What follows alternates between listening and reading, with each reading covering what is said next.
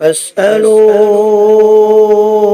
أهل الذكر إن كنتم لا تعلمون.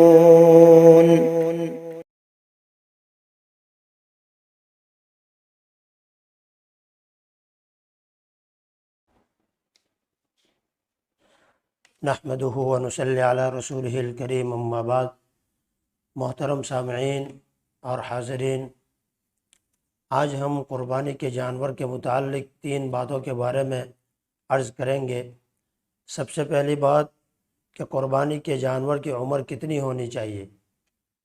نمبر 2، کیا قربانی کے جانور کے 2 دانت نکلنا ضروری ہے. نمبر 3، کیا خصی جانور کی قربانی درست ہے. سب سے پہلی بات تو ہے کہ قربانی کے جانور 3 طرح کے ہوتے ہیں. ایک تو چھوٹا جانور، مثال کے طور پر بکرا، بکری وغیرہ، بھیڑ وغیرہ، دمبا وغیرہ. نمبر 2، بیل، بھینس وغیرہ. نمبر 3، اونٹ یا اونٹنی وغیرہ. بکرا بکری کی عمر 1 سال ہونا ضروری ہے. بیل بھینس وغیرہ کی عمر 2 سال ہونا ضروری ہے. اونٹ یا اونٹنی کی 5 سال ہونا ضروری ہے. رہی بات یہ کہ کیا ان کے 2 دانت نکلنا ضروری ہے، تو شریعت مطہرہ نے قربانی کے جانور کے لیے عمر کو مقرر کیا ہے. دانت نکلنا اس کے لیے ضروری نہیں ہے. اگر کوئی جانور آدمی کے پاس خود پلا بڑا ہو، آدمی نے اس کی خود پرورش کی ہو اور اس کی عمر بھی اس کو پتہ ہو، اور قربانی کے صحیح ہونے کے لیے اس کی جو عمر ہے اس عمر تک اگر وہ جانور پہنچ چکا ہو اور گھاس چارہ وغیرہ بھی وہ کھا لیتا ہو، تو پھر اس کے دانت نکلے ہوئے ہونا ضروری نہیں ہے. لیکن اگر اس کے عمر کے اندر شک ہے، کیونکہ آج کل فساد کا زمانہ، دھوکہ دھڑی کا زمانہ ہے، اس لیے صرف بیپاریوں کے کہنے کے اوپر اعتبار نہیں کر لیا جائے گا، بلکہ شریعت مطہرہ نے اس کو احتیاطاً دانت کو جو ہے عمر کو معلوم کرنے کے لیے مقرر کیا ہے. اور اگر آدمی کو شک و شبہ ہو تو پھر جو ہے جو سال پورا ہو چکا ہو ایسے جانور ہی کی قربانی کرے.